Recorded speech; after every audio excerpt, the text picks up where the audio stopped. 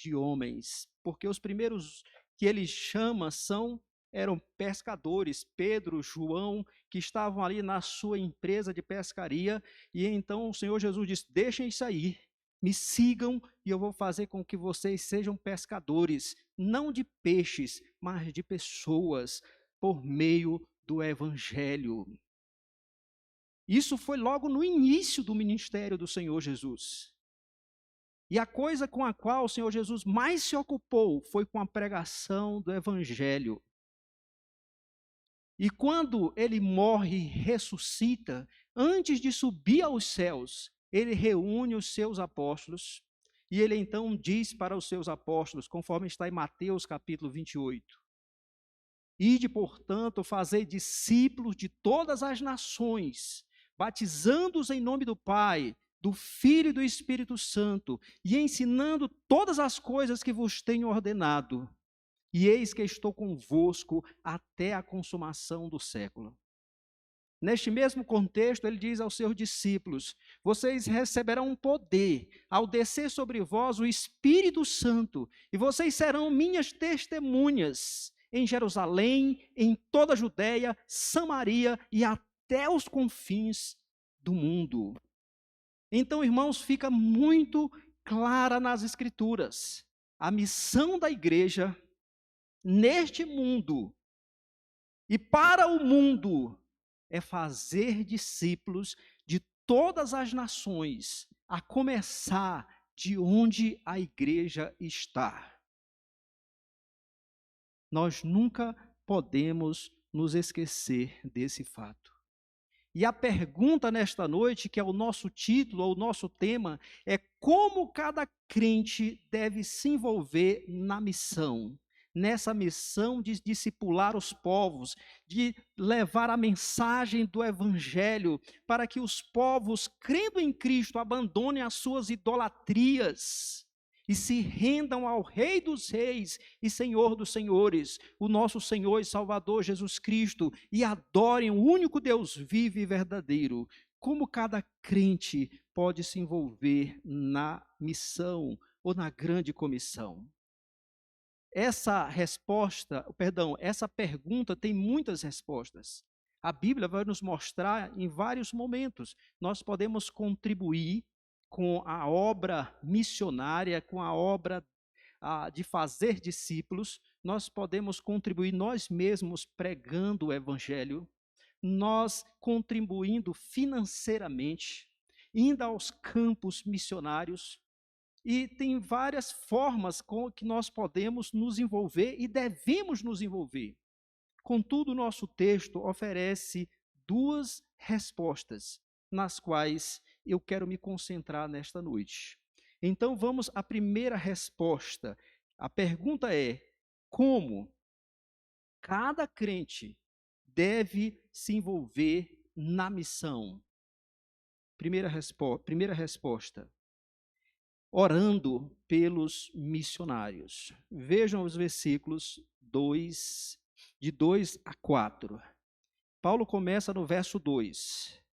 Perseverai na oração. Ele começa de maneira geral, chamando os crentes lá de Colossos, da cidade de Colossos, os colossenses, a se envolverem em oração. Porque, meus irmãos, a oração, como disse um grande teólogo, é a maior expressão da fé. Porque através da oração, nós expressamos a nossa dependência do Senhor, nós cultivamos a nossa comunhão com o Senhor, nós expressamos a nossa gratidão, nós expressamos o louvor que a Ele é digno. Nós, através da oração, nós expressamos e derramamos o nosso coração, a nossa alma diante do Senhor. Por isso, Paulo chama esses crentes à oração, a serem perseverantes.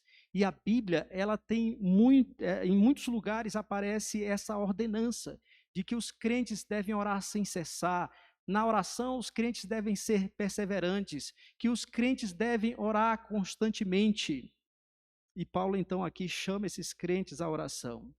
E, de maneira mais específica, irmãos, vocês podem perceber que ele pede oração por si mesmo. Veja o versículo 3 que ele diz: suplicai ao mesmo tempo também por nós. Nós, ele está falando dele principalmente. O apóstolo Paulo, quando ele escreveu esta carta, ele estava preso na cidade de Roma. Aquela prisão que está descrita nos últimos capítulos do livro de Atos. E ele estava preso não porque ele tinha feito algo errado, cometido um crime, mas por causa da pregação do evangelho do nosso Senhor Jesus Cristo. Porque o apóstolo Paulo, além de ser talvez o maior teólogo que esse mundo conheceu, foi também o maior missionário. Se você ler o livro de Atos, você vai ver que ele fez 3 grandes viagens missionárias. Plantou várias igrejas. Foi usado por Deus para a formação de vários pastores fiéis. Mas esse homem, agora ele está preso por causa do evangelho do nosso Senhor Jesus Cristo. Então, quando ele pede para os irmãos orarem, quando ele exorta os irmãos no sentido de que se orem com perseverança, ele pede também, orem também por mim. E Paulo tem 2 petições. O interessante é que nessa condição de preso, Paulo tinha muitas necessidades pessoais, a necessidade de liberdade, ele injustamente estava preso, a necessidade de suprimentos, a necessidade de companhia, de visitas de irmãos. Mas eu quero que você perceba que ele não pede nada referente a essas coisas. Tudo o que ele pede aqui tem a ver com o progresso do evangelho, com a missão da igreja, com aquilo a respeito do qual ele disse: eu não tenho a minha vida preciosa para mim mesmo, contanto que cumpra a carreira e o ministério que recebi do Senhor, de anunciar o evangelho do nosso Senhor e Salvador Jesus Cristo. Está lá em Atos capítulo 20. Ele mostrando que a vida dele não era preciosa, contanto que ele cumprisse o ministério que ele havia recebido do Senhor. E observem comigo, eu gostaria que vocês observassem o pedido que o apóstolo Paulo faz.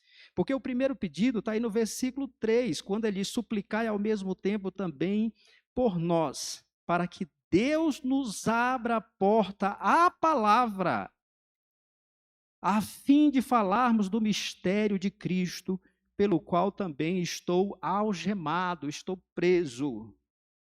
Então, a primeira petição de Paulo para aqueles irmãos é que eles orassem, no sentido de que Deus abrisse as portas, não da prisão para que ele saísse e tivesse liberdade, mas que Deus abrisse portas à palavra, ou seja, oportunidades para que mesmo preso, ele pudesse anunciar o evangelho do nosso Senhor Jesus Cristo, e pessoas pudessem conhecer o verdadeiro Deus, arrepender-se dos seus pecados, crer verdadeiramente em Cristo e adorar o único e verdadeiro Deus, a quem pertence toda honra, glória e louvor.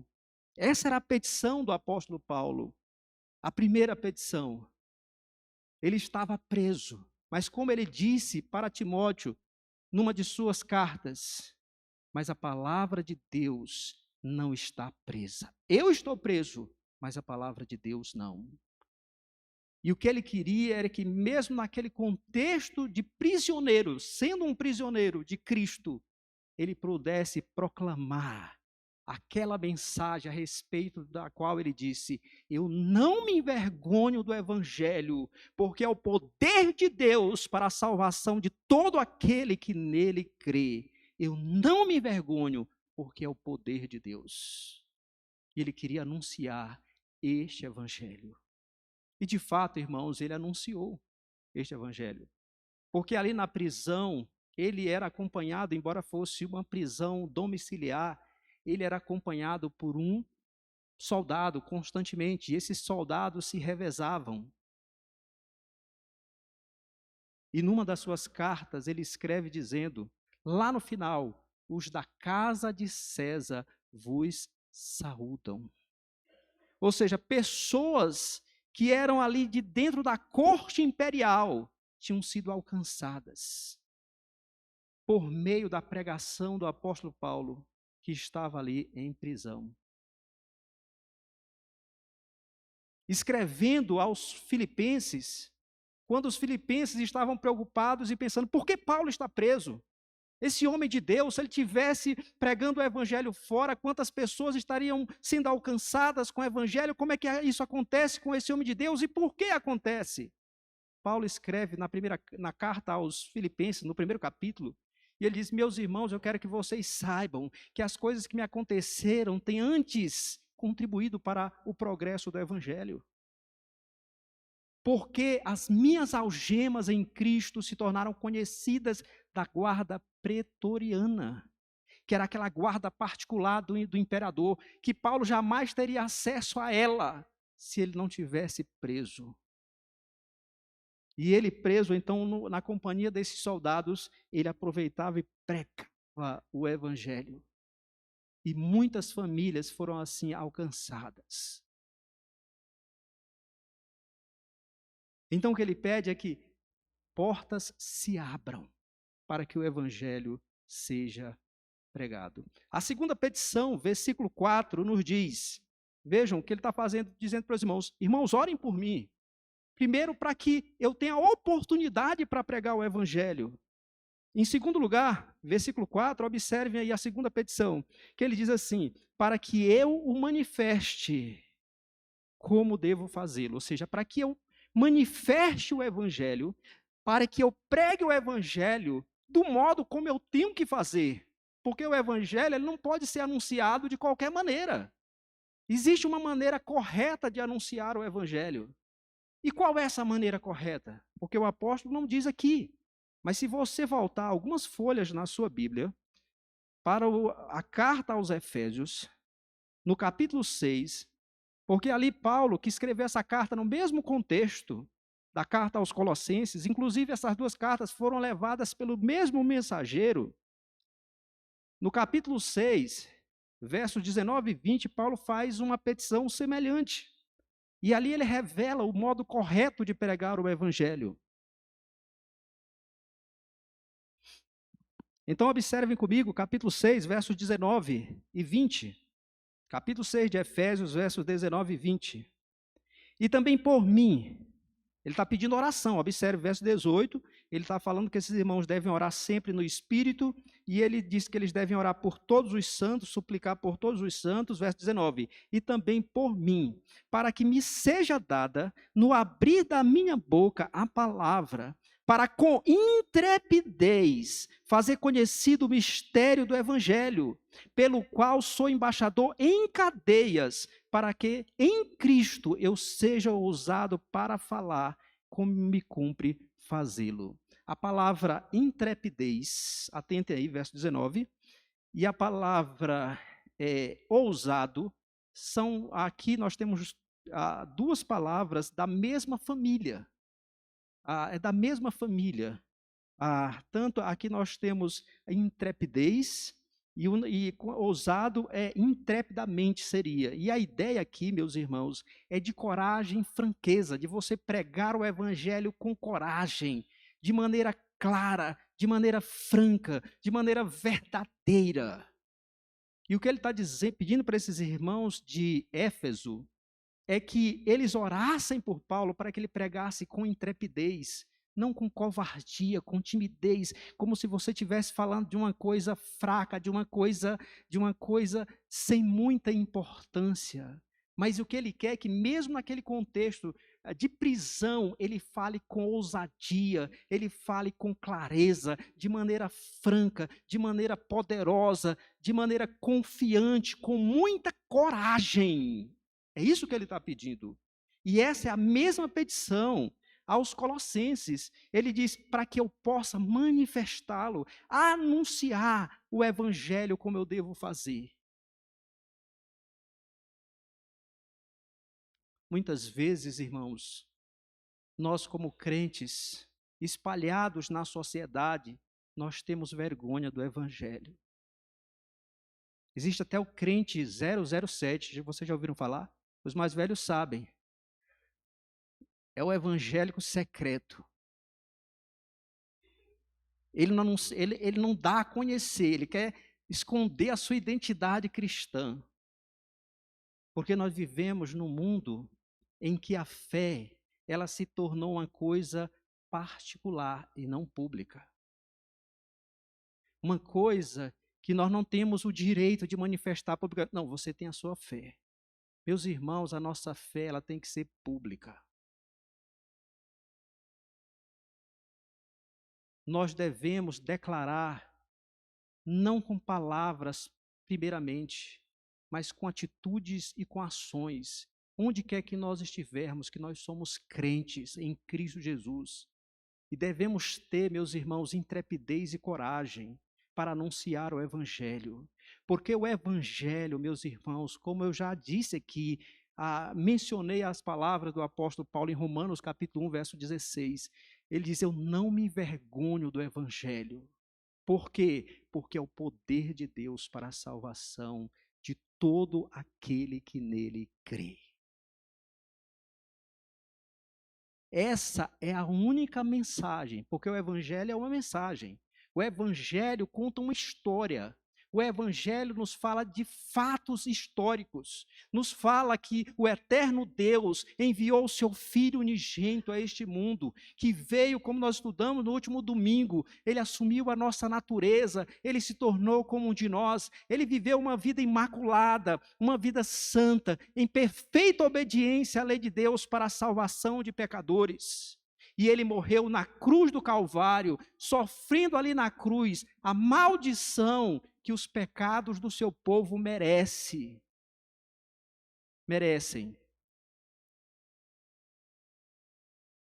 Mas ele não ficou debaixo do poder da morte, tendo morrido para fazer expiação pelos pecados, para cancelar a dívida do seu povo, para salvar os seus eleitos. Ele ressuscitou gloriosamente ao terceiro dia, vencendo a própria morte, porque, como nos diz a palavra, os grilhões da morte não pôde detê-lo, mas ele se ergueu, se levantou vitoriosamente, num corpo glorificado, preparado para a eternidade, e assim ele subiu ao céu, assentou-se à direita de Deus Pai Todo-Poderoso, e agora ele vive e reina sobre tudo e sobre todos, e um dia voltará para julgar os vivos e os mortos. Quem nele crê será salvo, quem não crê será condenado.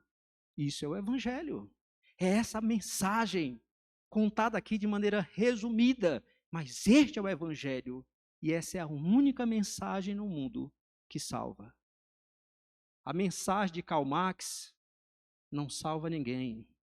Na verdade, tem trazido muita destruição à humanidade.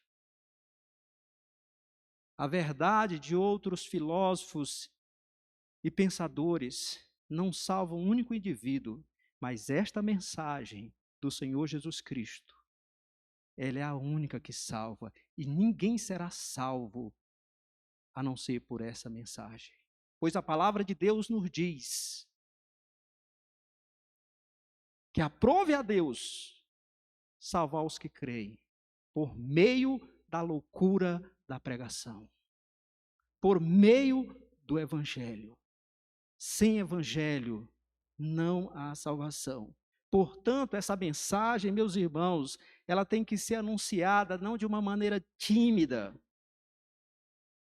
mas com fervor, com coragem, com intrepidez, ousadia, embora com humildade, com amor, com sinceridade. Porque esse Evangelho é o poder de Deus para a salvação de todo aquele que nele crê. Uma lição importante, meus irmãos, que temos aqui também nesse texto e nesta parte, é que quando o Evangelho de Cristo, pelo qual nós fomos salvos, e o qual devemos anunciar, é de fato prioridade em nossa vida, o progresso do Evangelho, a propagação do Evangelho é muito mais importante do que o nosso bem-estar. Ouçam isso com atenção, deixe-me repetir.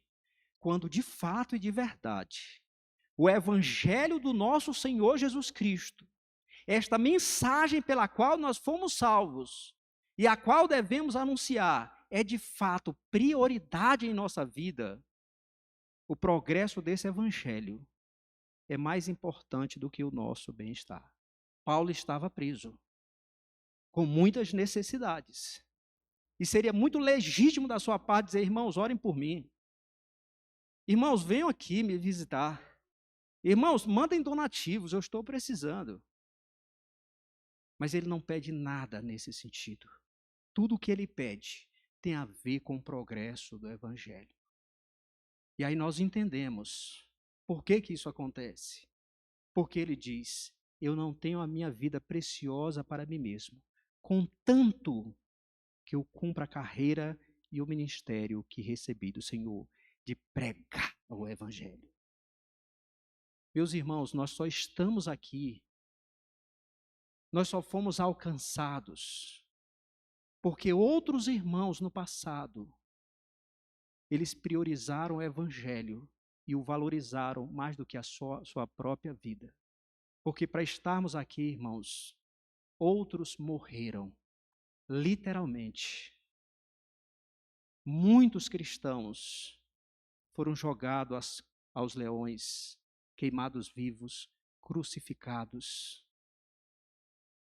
E hoje tem irmãos, agora mesmo, em países onde há grande perseguição religiosa, arriscando a sua própria vida para que esse evangelho alcance pessoas nesses lugares, como na Coreia do Norte e em países da África e do Oriente Médio, nos quais domina o islamismo. Irmãos nossos que estão correndo risco, podem morrer a qualquer hora, mas eles querem ver o evangelho avançar. Agora a questão para mim e para vocês, irmãos: o evangelho é realmente prioridade na nossa vida? Na minha vida? Na sua vida? É de fato e de verdade prioridade? Quais são as evidências que há na sua vida e na minha vida de que o evangelho é prioridade? Qual foi a última vez que você falou desse evangelho para alguém?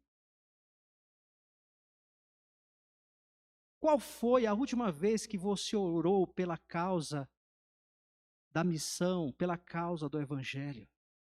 Qual foi a última vez que você orou por missionários para o avanço do reino de Deus sobre a face da terra?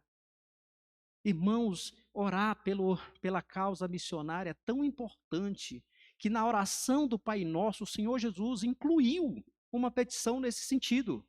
Quando ele diz assim: venha a nós o teu reino. Isso aí é uma oração missionária. Porque o reino de Deus avança à medida que o evangelho vai se espalhando, vai alcançando mais e mais vidas. Então o domínio redentor de Deus vai prosperando sobre a face da terra. Quando o Senhor Jesus Cristo, ressurreto, prestes a subir aos céus, estava reunido com os seus discípulos, falando do reino de Deus, eles perguntaram: Senhor, será que vai ser nesse tempo que o reino vai ser restaurado a Israel? Está lá em Atos capítulo 1. E aí o Senhor Jesus disse: não compete a vocês saberem os tempos e as épocas que o Pai tem reservado para si próprio, mas vocês receberão poder ao descer sobre vós o Espírito Santo, e vocês serão minhas testemunhas em Jerusalém, em toda a Judéia, Samaria, até os confins da terra. Jesus diz, o que Jesus está dizendo é que eles não precisavam saber o quando, mas o que eles precisavam saber era o como o reino de Deus iria avançar.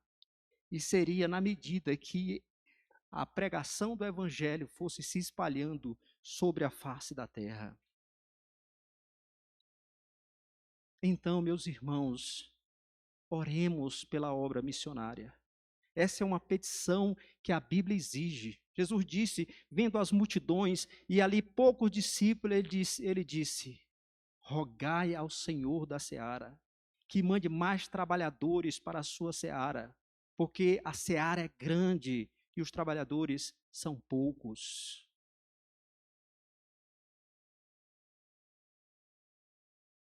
Oremos, meus irmãos, pelos missionários. Oremos pela causa do Senhor em todo o mundo. Oremos para que o reino de Deus avance sobre a face da terra. Nós temos a tendência de sermos egoístas. Nós estamos num país que, graças a Deus, nós temos liberdade religiosa. E aí nós vivemos como se em todo mundo, a igreja estivesse gozando desse privilégio. Mas tem irmãos nossos, meus irmãos, que estão literalmente morrendo por causa do evangelho. E nós não fazemos uma única oração por essa situação, muitas vezes. Então, nos lembremos, o nosso SEM, que é o Conselho de Evangelismo e Missões da nossa igreja, tem inclusive distribuído os missionários para os irmãos orarem. Vamos orar pela obra missionária, porque a oração é um meio eficaz de nos envolvermos. Crianças, vocês também, crianças, vocês podem e devem se envolver com a obra missionária. Vocês devem orar, crianças, por isso. Porque vocês, assim como qualquer adulto, em Cristo Jesus têm acesso à presença do Pai. E Deus ouve o clamor dos seus filhos. Então, crianças, orem pela obra missionária. Ore por missionários. Peçam aos seus pais que pesquisem quais são os missionários da nossa igreja que estão espalhados pelo mundo. E ore por famílias. Inclusive crianças. Muitas dessas famílias missionárias que estão em países, como eu falei, Coreia do Norte, países africanos e do Oriente Médio, que sofrem, que perseguem o cristianismo. Nessas famílias existem também crianças como vocês. Então, irmãos, é importante agirmos. Em segundo lugar, a nossa segunda resposta, porque a pergunta é: como cada crente deve se envolver com a missão? Primeiramente, orando. Em segundo lugar, meus irmãos, tendo sabedoria ou agindo sabiamente para com os de fora. Na primeira petição, Paulo está pedindo para eles se envolverem com a obra missionária mais ampla. Paulo estava em Roma, que eles orassem e se envolvessem na obra. Agora, Paulo está pensando como eles deviam se envolver ali no contexto onde eles estavam. Como esses crentes colossenses deviam se envolver. E Paulo diz, verso 5, portai-vos com sabedoria para com os que são de fora, aproveitai as oportunidades. Então aqui nós vamos ter, meus irmãos, duas maneiras aqui de apresentarmos ou de expressarmos sabedoria para com os que são de fora. Primeiramente, percebam, aproveitando as oportunidades. E a palavra aproveitar significa exatamente comprar, redimir, resgatar oportunidades. Essa é a ideia de resgate, de aproveitar, de fato comprar aquelas oportunidades. Um comentarista nos esclarece isso de maneira muito interessante. Ele diz assim: não fiquem aí sentados, esperando que as oportunidades caiam no colo de vocês, mas vão atrás delas. Mas sim, comprem, criem as oportunidades. Então, o que ele está dizendo é que crentes devem criar oportunidades para pregar o evangelho, para dar bom testemunho. Nós devemos fazer isso, irmãos. Nós devemos fazer isso, criar oportunidades. Não simplesmente ficar esperando. O pior é que muitos crentes que acham que a missão não é para ele, que evangelização, que proclamação do evangelho não é para ele, porque, irmãos, nós devemos entender, todos nós devemos nos envolver nessa obra. Mas muitos crentes vivem como se não tivessem a obrigação de se envolver. E eles nem mesmo estão esperando. Quanto mais criando oportunidades. Então esse texto nos ensina, meus irmãos, que nós devemos ser intencionais em criar oportunidades para pregarmos o evangelho, para darmos bom testemunho, para exalarmos o bom perfume de Cristo lá no seu trabalho, na sua escola, na sua vizinhança, na sua própria família. dar um bom testemunho, pregar o evangelho e atrair as pessoas para o Senhor Jesus Cristo. Mas porque muitos crentes não estão nem aí para a missão, eles não só não criam, eles perdem muitas oportunidades. Quer ver um exemplo disso? Ouçam com atenção. Pessoas que não são crentes vêm à nossa igreja e, às vezes, nós ignoramos totalmente a presença dessas pessoas. Isso é triste. Quando um crente, que devia ser um missionário, onde ele está, onde ele atua, ele passa pelo descrente que está nos visitando, como se ele nem existisse.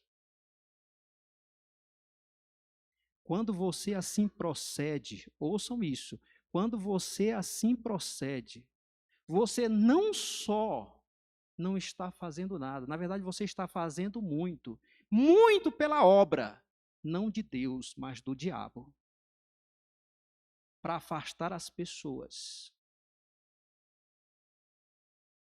Para afastar as pessoas.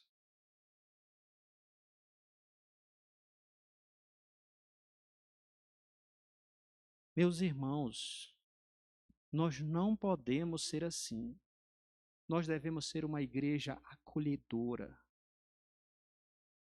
que receba bem os visitantes, que tenha interesse neles. Porque o nosso negócio, irmãos, o nosso negócio não é estrutura física. O nosso negócio não é, primeiramente, essas questões de estrutura, de programação. O nosso negócio é gente. Nós fomos chamados para sermos pescadores de pessoas. Nós podemos nos reunir até ali naquele canteiro, debaixo daquelas árvores. Porque o nosso negócio é gente. É conduzir pessoas a Cristo. E nós fazemos isso pelo nosso testemunho e pela nossa conversação.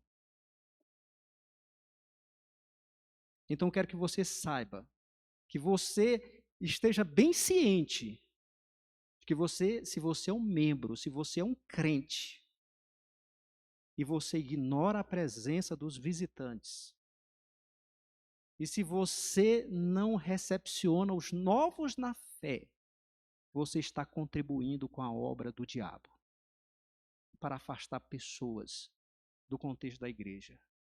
Uma boa recepção não salva ninguém, mas abre as portas para o evangelho do nosso Senhor e Salvador Jesus Cristo. Então, não, mas eu sou tímido, pastor. Você tem que amar mais a causa do evangelho do que sua timidez. Eu não sei falar direito. Você tem que amar mais a causa do evangelho do que a sua performance verbal. Eu não tenho jeito com as pessoas. Você tem que amar mais a causa de Cristo. Nós devemos ter sabedoria para com os que são de fora.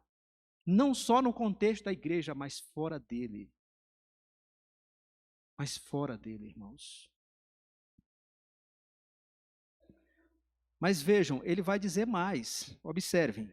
Verso 6. Além de aproveitar, de criar oportunidades para pregar o evangelho, para dar bom testemunho, ele diz assim, verso 6. A vossa palavra seja sempre agradável, temperada com sal, para saberdes como deveis responder a cada um.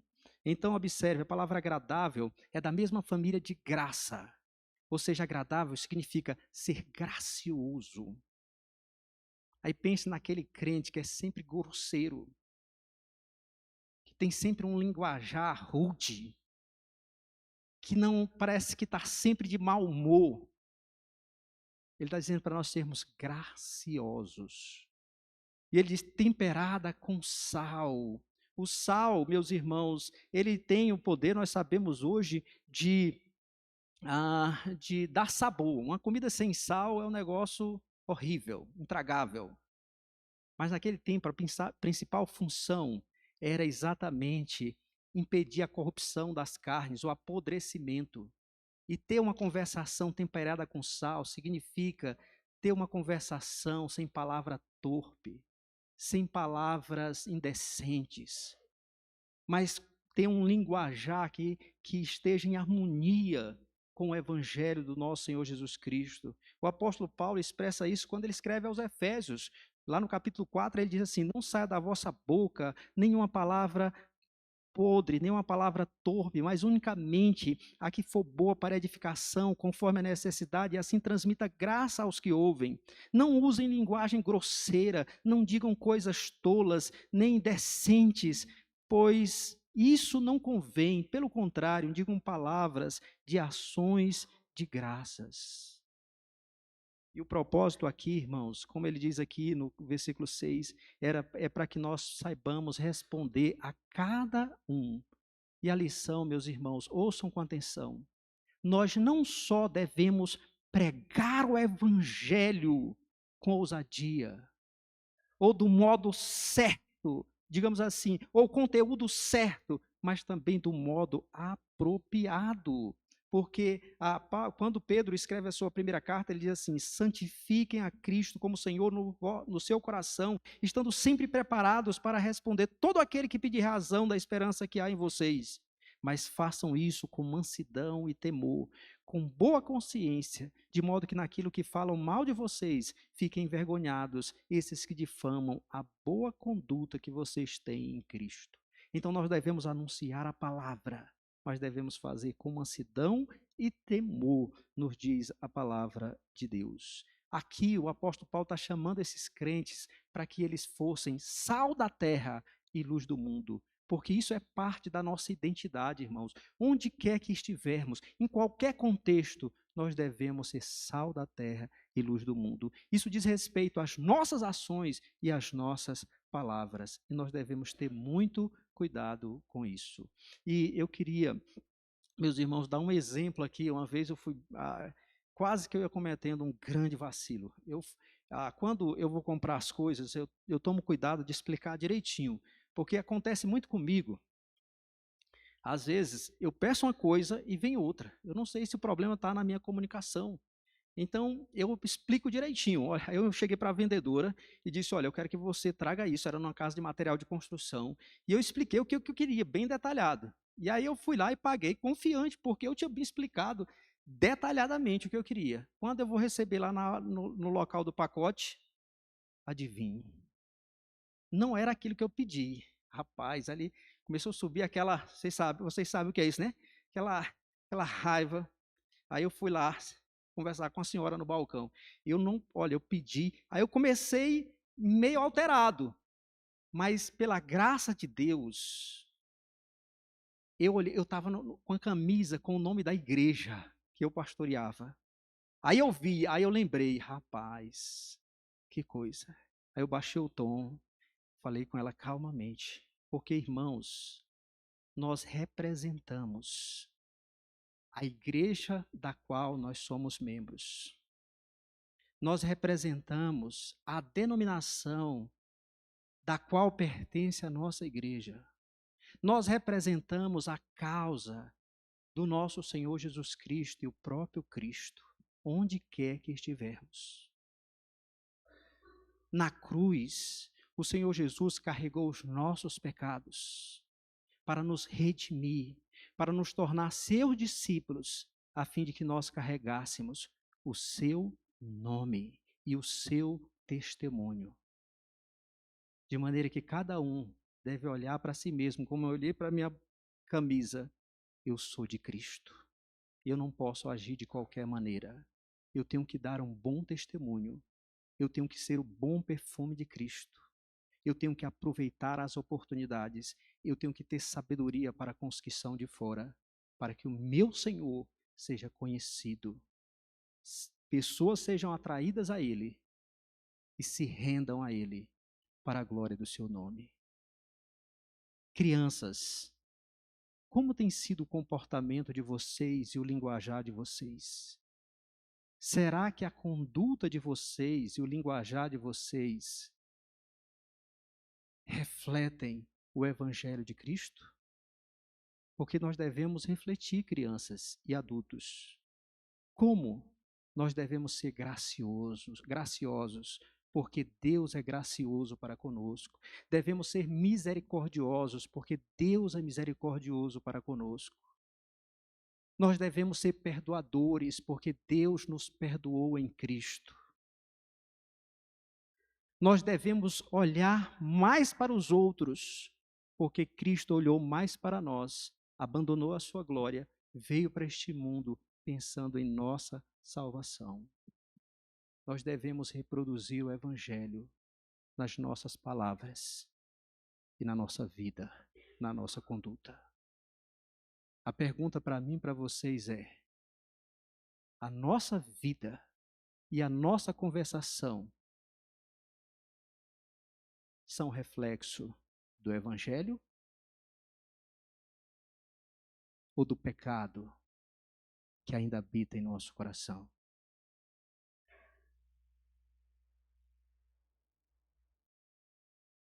Como, meus irmãos, cada crente deve se envolver na missão, orando pelos missionários, pela causa missionária, tendo sabedoria para com os que são de fora. Que o Senhor nos ajude a fazermos isso com fidelidade. Amém. Vamos orar.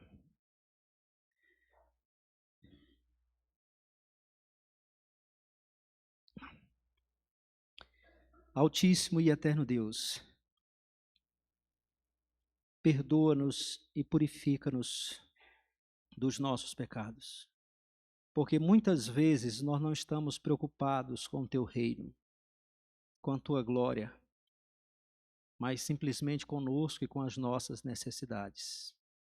Perdoa-nos, Senhor, que nós não tenhamos a nossa vida preciosa para nós mesmos, contanto que cumpramos com fidelidade o chamado que o Senhor tem para nós, de sermos testemunhas do Senhor, que exalem o bom perfume de Cristo, que deem bom testemunho em todos os contextos e que preguem o Evangelho com intrepidez, ousadia, temor e boa consciência, a fim de que teu nome seja conhecido.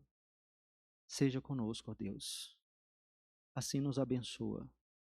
Nós te imploramos, no nome de Jesus. Amém. Vamos entoar um hino em louvor ao nosso Deus.